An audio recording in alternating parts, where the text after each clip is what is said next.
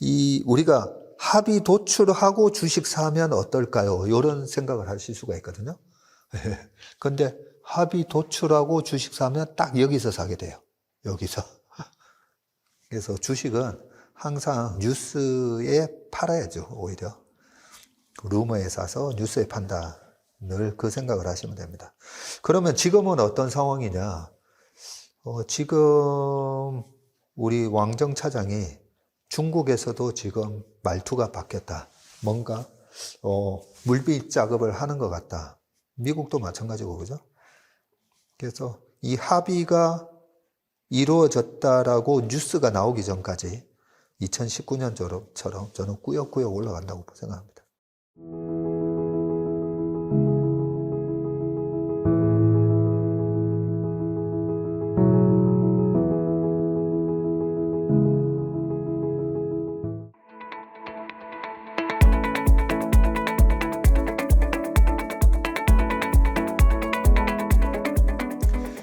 안녕하세요. 2025년 5월 주식시장 전망 및 운용 전략에 대해서 설명드리겠습니다. 언제나처럼 지난달 4월 시장에 대한 리뷰부터 해보겠습니다. 바둑이든 주식이든 항상 복기가 중요하다. 그죠? 자, 코스피 전망은 제가 2460에서 2680 정도 되지 않을까. 조금 강하게 전망을 했었습니다. 왜냐하면 여기 보시는 바와 같이 보면 트럼프 취임 이후 1월 20일이었죠. 근데 2월 달에 관세를 강행하겠다 하면서 빠졌다가 그러고 나서 올라오고 또 3월 달에도 그대로 하겠다 해서 또 빠졌다가 올라오고 네, 이런 패턴이었기 때문에 지난 3월 말이었죠. 3월 말에 미리 이렇게 빠졌기 때문에 또 4월 달에 유예 이런 얘기가 나오면서 가파르게 올라가면 한 2680까지 가질 수 있지 않을까 그렇게 생각했는데 우리 트럼프 대통령께서 이번에는 아니야 강행할 거야 그리고 이상한 판때기 들고 오셔가지고 거기서 미친 관세를 보여주셨죠. 네, 아니 45% 저 숫자는 도대체 어디서 나온 거야. 그리고 중국만 때리는 줄 알았더니 왜 동맹국 다 이렇게 못 살게 구시는 거지 하면서 시장이 폭락을 했었습니다. 근데 우리가 지나고 보니까 그죠? 코스피 플러스 3%로 끝났어요. 그리고 코스닥 6%로 끝났습니다. 이럴 때는 어떻게 보면 아무것도 안 하고 그냥 가만히 있는 게 나은데 보면 이번에는 정말 조심해야 될 것 같아. 네, 그런 얘기들이 난무하면서 우리에게 공포를 자아냈고 저도 2280 이렇게 가면요. 약간 이래 멘탈이 깨지기도 합니다. 그런데, 이렇게 급락을 했을 때 특히나 외생적 변수에 의해서 시장이 급락을 했을 때 어떻게 대응해야 된다는 그 대응 원칙이 있잖아요. 그 원칙대로 기계적으로 움직이잖아요. 그래서 이번에도 V자로 빠르게 올라갈 거다. 뭐 그런 얘기를, 하면서 저희가 좀 강력하게 대응을 했습니다. 이번에도 어김없이 V자로 올라왔고요. 이 V자 반등을 하면서 코스피, 코스닥 시장 모두 플러스 수익률 기록하면서 상승을 마감했습니다. 방금 말씀드렸듯이 코스닥은 무려 플러스 6.6% 글로벌 주식시장에서 가장 강한 시장으로 끝났습니다. 근데 가장 강했다라고 얘기하기가 좀 머쓱한 게 그동안에 워낙 약했으니까. 자, 그리고 일본 코스닥의 일본 차트 보시면 항상 이렇게 RSI를 갖다가 위에 띄워 놓으시는 게 좋습니다. RSI랑 그 다음에 MACD, 그죠?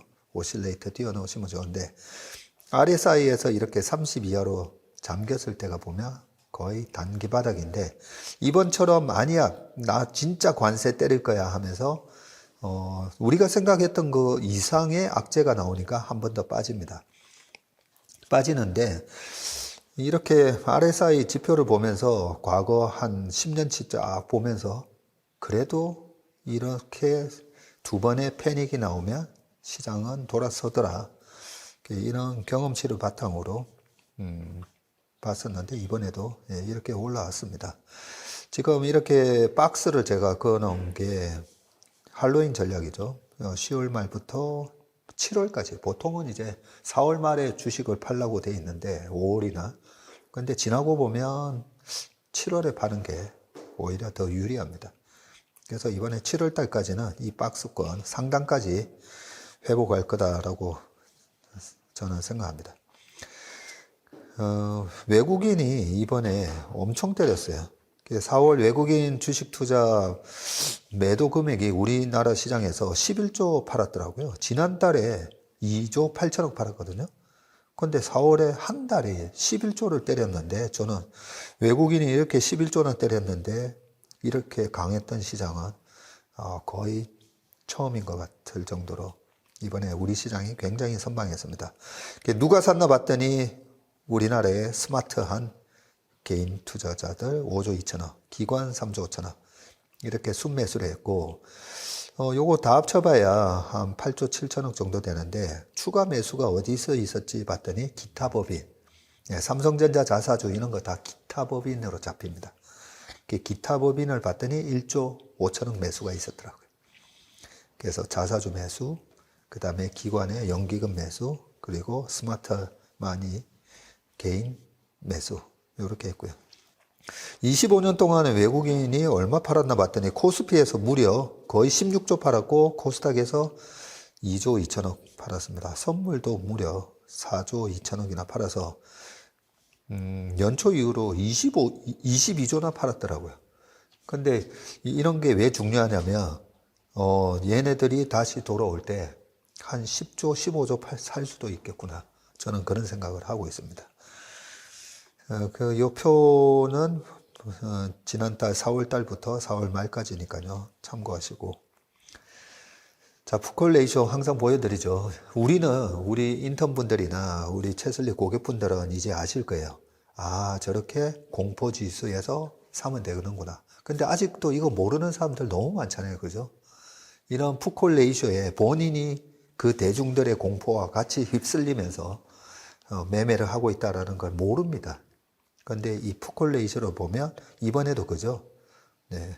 3월 말에 한 번 나오고 또 빠질 때 한 번 더 나왔지만 이 푸콜 레이쇼에 대해서 제가 다시 한번 설명을 드리면 제가 옛날에 선물 매매할 때 이거 만들었다고 말씀드렸습니다. 여기서 매도 때려가지고는 실익이 없어요. 그리고 여기서 설사 샀는데 더 빠지잖아요. 반드시 그 가격은 빠르게 회복하더라는 겁니다. 이번에도 마찬가지예요. 3월 말에 했던 가격을 한 달 만에 회복하잖아요. 회복합니다. 그래서 이렇게 공포스러울 때 주식을 사는 걸 두려워할 필요가 없다는 거죠. 길어봐야 한 달이에요. 코로나 때도 마찬가지였죠. 그죠? 코로나 때도 다 빠르게 회복했잖아요. 빅스 보시면 투자의 본질 책에 제가 써놨죠. 빅스 40 이상이 왔을 때 잘 안 오지만 빅스 40 이상에서는 지르면 된다고. 그죠? 이번에도 미국 시장 똑같았잖아요. 그래서 이번에 52.3 기록을 했습니다. 지난 8월 달에 기록을 한번 하고 이번에 또 찬스를 줬습니다. 8월 5일에는 38.6 나왔습니다. 기술적 분석을 할 때 제일 중요한 단어가 있댔죠. 지지, 저항, 그 다음에 추세. 하나 더 얘기하면 변곡점. 변곡점을 찾는 게 되게 중요하고요. 추세, 지금은 강세장 추세 속에 있다 보니까 외생적 변수 때문에 이번에 확 밀렸는데 다시 딱 복원하죠. 이런 거 보면 되게 신기합니다. 이 수많은 주식시장에 참여자들이 있는데 어떻게 무슨 약속이나 한 것처럼, 그죠? 5개월 이평선 위에다가 딱 갖다 놓고 끝나요. 자, 그리고 밑에 삼성전자입니다. 삼성전자를 가져온 이유는 코스피가 여기서 계속 위로 가려면 삼성전자가 무너지면 안 되잖아요. 작년 여기 코스피가 무너진 이유가 이 삼성전자 때문이잖아요. 그래서 전자는 어떤가 봤더니 전자도 지난달에 한 6.6%인가 올랐거든요. 그러면서 5개월 이평 회복했는데 이번에 살짝 깨지더니 결국 54,680원이 5개월 이평선인데 딱 회복해서 끝났어요. 전자도 되게 답답한 모습이긴 하지만 그래도 전자도 이번에 상승 추세에 올라타려고 참 용을 쓰고 있다. 이렇게 보시면 되고, 다행스러운 거는 반도체 저승사자 모건 스탠리가 그래도 삼성전자를 탑픽으로 목표가 7만 원을 제시했습니다. 지난번 하이닉스 찍어 누르는 거 보면 얘네들이 목표가 매수 7만 원 해놓고 했기 때문에 어느 정도는 좀 들어 올리지 않을까 그런 생각도 해봅니다. 자, 미국 트럼프가 관세 폭탄이 야기한 이벤트 드리븐 약세장이죠. 네. 아직까지도 이 장이 밀리기만 하면 계속 구조적 약세장을 생각하면서 얘기하는 사람들이 참 많습니다. 그죠? 그 구조적 약세장인지 이벤트인지 설명하는 거 보면 이 개념을 모르고 있는 거잖아요. 모르다 보니까 시장이 한 15%, 20%만 빠지면 이제 정말 큰 거 온다 이렇게 얘기하는데 이벤트 드리븐 약세장입니다. 코스피가 상대적으로 강세를 보이는 이유는 밸류에이션 매력 있고 그죠? 그리고 중국 경기가 회복되고 있다. 이게 제일 중요한 부분이죠. 그동안에 우리 시장 이때죠. 우리 시장은 왜 이래 약해? 중국이 약했으니까요. 우리나라 수출의 20%가 중국인데 중국이 약했기 때문이고요. 지금은 확실하게 중국 경기가 회복 조짐을 보이고 있습니다. 거기다가 중요한 게 금리가 많이 빠졌습니다. 우리나라 금리도 많이 빠지고 이제 미국 금리만 빠지면 됩니다. 자, 환율이 되게 중요하다고 말씀드렸죠. 환율이 지난달에 4월 달에 4,487.6까지 치솟았잖아요. 그죠? 이것 때문에 이게 미국의 금리가 치솟아서 그랬고, 여기에 트럼프가 쫄아가지고, 핸들을 확 꺾었습니다. 그러면서 결국은 환율이 1,426원으로 끝났어요. 마이너스 3% 하락으로 끝났고, 지금 밑에 보면 달러 인덱스, 지난번에 제가 원엔 환율 이것저것 다 체크를 하면서 이번에 올라오는 원엔 환율이 2008년을 얘기해주는 카나리아는 아니다 라고 말씀드렸던 게 달러 인덱스가 다르게 가고 있네. 달러 인덱스가 빠졌잖아요. 과거 위기 도래 시에는 항상 달러 인덱스도 급등을 했었습니다. 근데 이번에 달러 인덱스 보세요. 아주 가파르게 빠졌습니다. 이 달러 인덱스가 이렇게 빠진 적을 제가 이렇게 찾아봤더니 2017년에 6개월 음보, 그리고 2020년 5개월 음보, 22년 4개월 음보, 그죠? 그러고 나서 보니까 다 강세장이었어요. 이렇게 달러 인덱스가 4개월 연속 음봉이 나면 그 이후의 시장은 강세장이었더라고요. 요게 되게 중요한 포인트입니다. 지금 5월 시장이 이번에 이렇게 밑꼬리 쭉 달고 올라왔는데 보통은 보면 바닥 대비해서 좀 많이 올라와서 여기서 막 팔고 싶거든요. 줄이고 싶고. 근데 달러 인덱스를 딱 보니까 강세장이 최소 몇 개월은 더 이어지겠다. 그런 결론을 얻었습니다. 그리고 원달러 환율과 코스피 계속 이렇게 보여드리는데 데칼코만이죠. 이렇게 딱 접으면 반대로 거의 데칼코만입니다. 환율이 올라갈 때 코스피 빠지고 환율이 빠질 때 코스피 올라가고, 근데 다행히 이번에 환율이 딱 빠지니까 이번에 양봉으로 딱 끝나잖아요. 이 봉 색깔이 코스피랑 원달러 환율이랑 완전히 딱 반대입니다. 자, 계속 신경이 쓰였던 원엔 환율. 근데 이번에 좀 반성은 되는 게 원엔 환율 5개월이 20개월 이평을 뚫을 때 일단은 조심, 그죠? 아무리 이게 2016년 상황이라도 엄청 스트레스 받았잖아요. 한 두세 달 동안. 그래서 다음에는 5개월 이평이 뚫을 때는 일단은 좀 편입비를 낮춰놓고 봐야 되겠다 이런 생각도 많이 했습니다. 자, 이 밑에가 위에가 원엔 환율이고 밑에가 좀 전에 보셨던 원달러 환율인데, 지금은 원달러 환율이 이때가 2007년, 2008년이거든요. 2007년, 2008년도에 원엔 환율뿐만 아니라 이렇게 원달러 환율도 같이 급등을 했는데 이번에 올라가는데 지금 원달러 환율은 이제 떨어지려고 하고 있는 부분입니다. 그래서 우리가 두려워해야 하는 구조적 약세장은 원엔 환율과 달러 인덱스가 동반 상승을 할 때가 조심해야 되는 거다. 그리고 구조적 약세장에 도래하게 되면 아시아권에서 유동성이 가장 풍부한 시장은 홍콩 시장이거든요. 홍콩 시장이 빠지게 돼 있습니다. 그래서 2007년, 2008년 여기 홍콩 시장 보면 박살나거든요. 원달러 환율 급등하고 박살나고. 근데 지금은 항생지수가 꾸역꾸역 올라가고 있기 때문에 이번을 2008년과 같은 전조정상은 아니다고 그렇게 보고 있다고 말씀드렸습니다. 그 다음에 일본 니케이 225하고 원엔 환율 보시면 예전에 이렇게 원엔 환율이나 원달러 환율이 치고 올라갈 때 일본 시장도 빠지더라고요.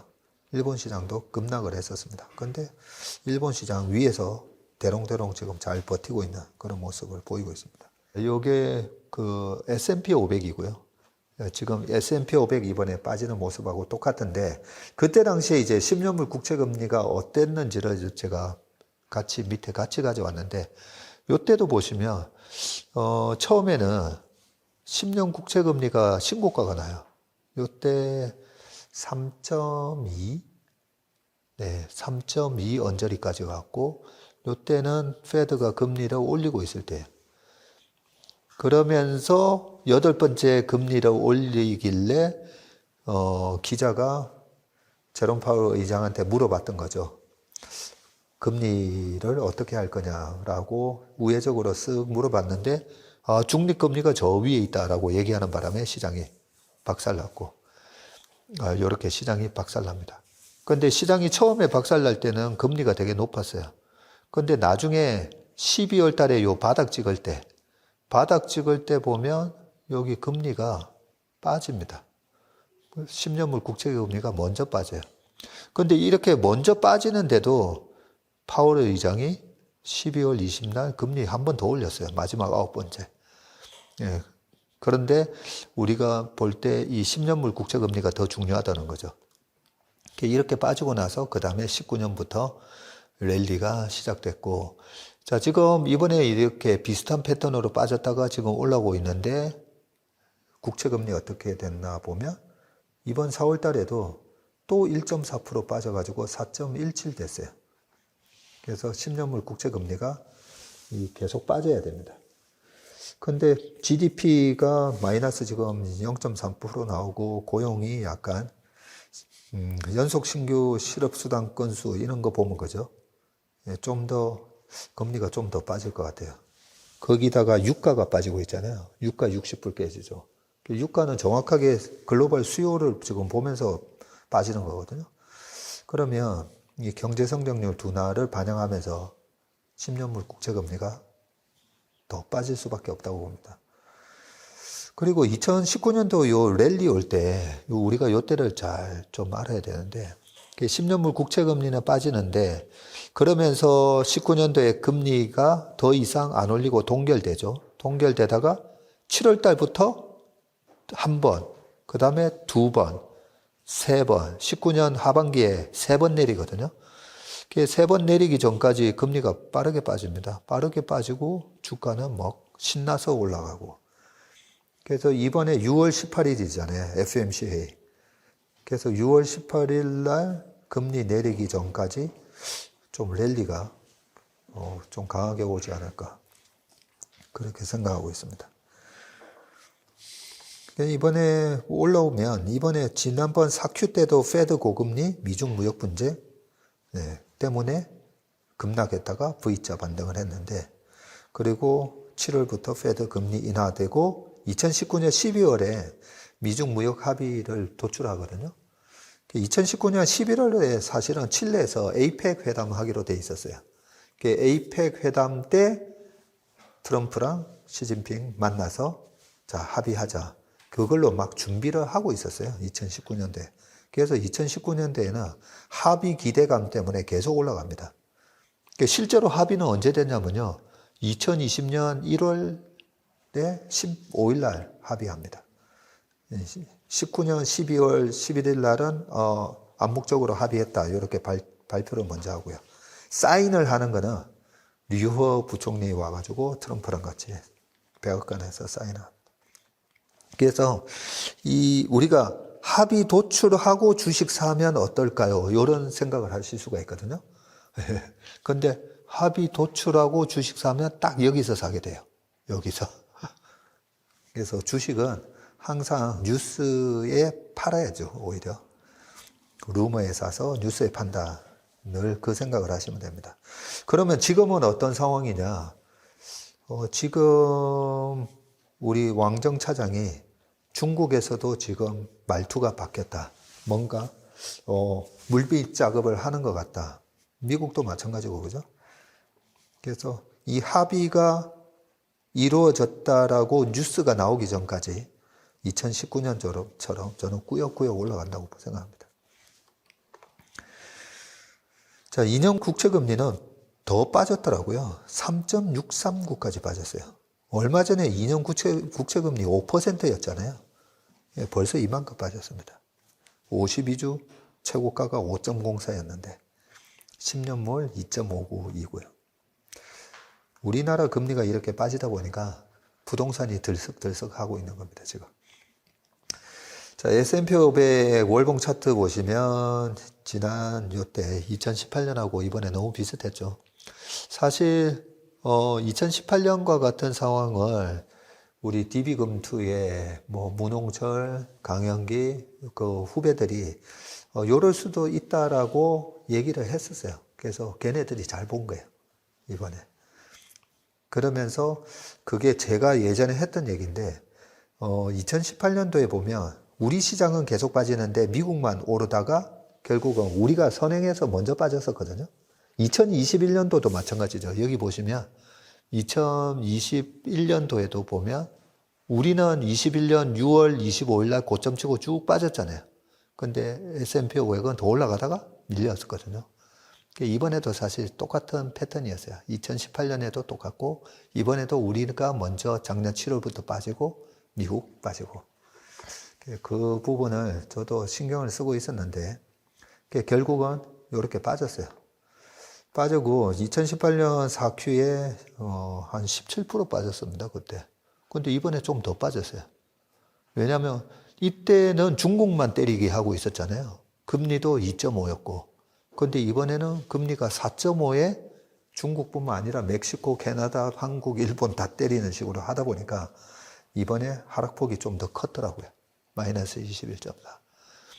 그 악재의 크기가 달랐을 뿐이지 돌아서는 패턴은 그 악재가 어떻게 되는가, 이번에 그 이벤트가 어떻게 되는가, 최악을 지났잖아요.